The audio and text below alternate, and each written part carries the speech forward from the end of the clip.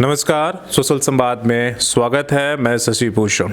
आज हमारे साथ पवन सिंह हैं और ये हेल्प पॉइंट के संचालक हैं।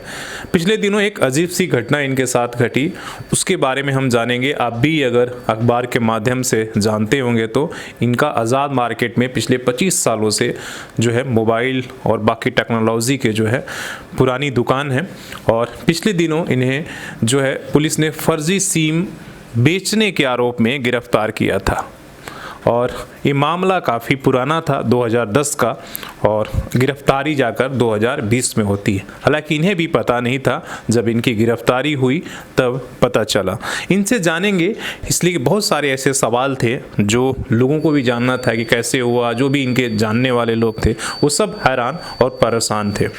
तो आज हम उनसे बात करेंगे। आपका जी, पहले तो नमस्कार शशि जी आपको, और स्वागत है। आपसे पहला ये है कि ये मामला क्या था, ये फर्जी सिम बेचने का? ऐसा है कि जानकारी तो मुझे भी नहीं थी। 2010 का सिम बिका था, जैसा साइबर थाना है वो बताया। 2010 में सिम बिका था और उससे कुछ सालों के बाद कोई आपराधिक घटना हुई थी, ऐसा उनका कहना है। लेकिन इसके बारे में मुझे कोई जानकारी नहीं थी, कब क्या हुआ है, या पहले से पुलिस प्रशासन मेरे से कोई संपर्क किया हो कि नहीं, इस सिम को किसको अलॉट किया गया था, या कुछ हमसे जो भी हेल्प लेना चाहो, ऐसा कोई भी प्रशासन से मेरे को कोई जानकारी प्राप्त नहीं थी। मुझे 2010 का केस बताया गया और 2020 में अरेस्ट किया गया। मैं जानना चाहा, जो भी अधिकारी आए थे मैं उनसे जानना चाहा कि मेरा गुनाह क्या है।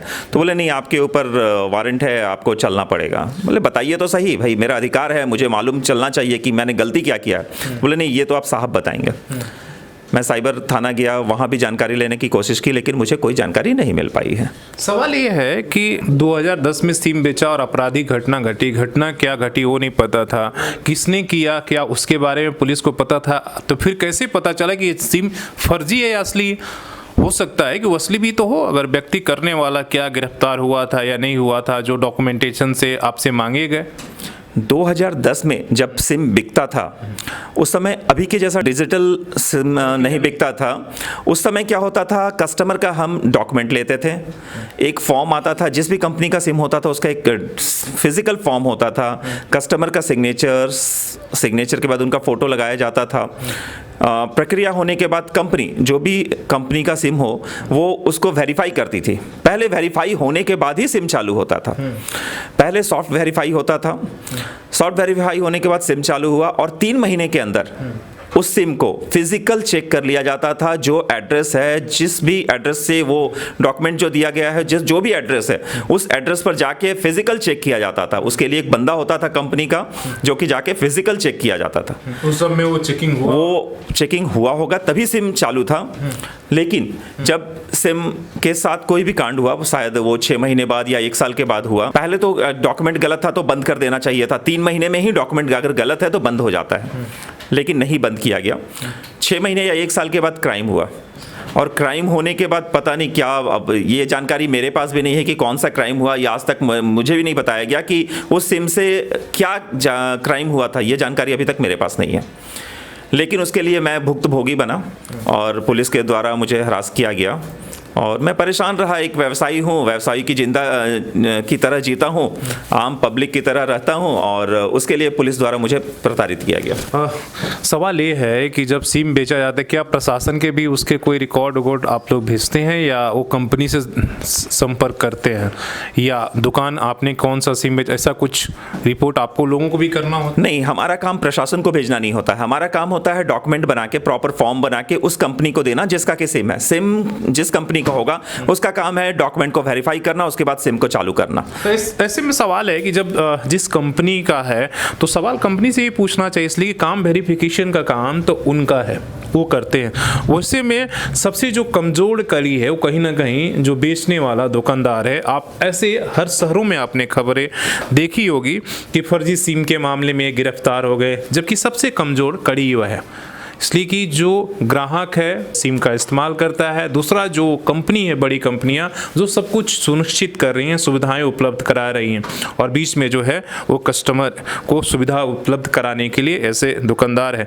तो उस पर भी कहीं ना कहीं सोचने की हमें ज़रूरत है, क्योंकि हम अगर इस तरीके से लोगों को अगर उठाकर बंद करने लगेंगे, अगर इस तरह की घटनाएं घटेंगी, तो फिर आखिर सिम कौन बेचेगा, इस पर भी सोचना होगा। तो इस पर आगे की क्या आप करेंगे? इसलिए कि अभी तो आपका मान लीजिए बेल हो गया, लेकिन जो आपने 24 दिन 25 दिन ये हुआ, उससे आपको हर तरह की यातनाएं झेलनी पड़ी होगी, मेंटली रूप से, पारिवारिक रूप से, तो उसको लेकर ये मिला के 22 दिन का मुझे परेशानी रहा, जिसमें मुझे व्यापारिक क्षति हुई, सामाजिक क्षति हुई, साथ ही साथ हमारे परिवार को, हमारे चाहने वाले को, सभी को परेशानी हुई।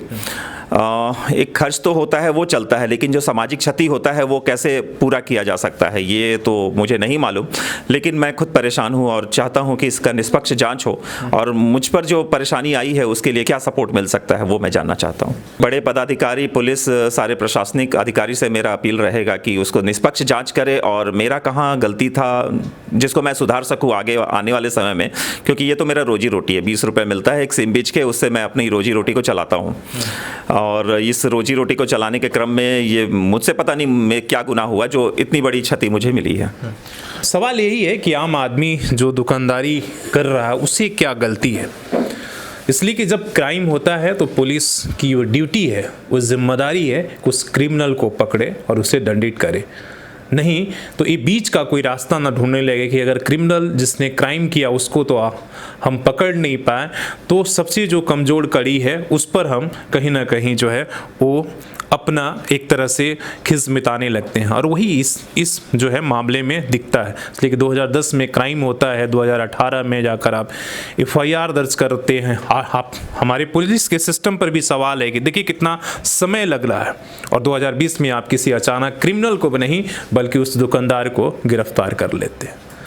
आपको इतना वक्त लग जाता है पता करने में। तो आज के जो डिजिटल युग हैं, जहाँ पर इतने साइबर क्राइम बढ़ चुका है, जहाँ हर मिनट में कुछ लोग अपने खाते से करोड़ों लोगों को चूना लगाया दिया जा रहा है, वैसे में अगर पुलिस इस 10 साल पीछे चलेगी तो कैसे लोगों को न्याय मिलेगा? और उसके साथ साथ भी वैसे लोग जो इस मामले में जो है वो निर्दोष हैं या उन्हीं की कोई गलती नहीं है, वो डॉक्यूमेंट देखकर अगर दे रहे हैं, अगर इतना ही सवाल करना था तो उन कंपनियों से जो सिम पर ये सुविधा उपलब्ध करा रही है, उन कंपनियों से भी सवाल पूछना चाहिए था। अपने सहयोगी आशीष के साथ मैं शशि भूषण, सोशल संवाद न्यूज़, झारखंड।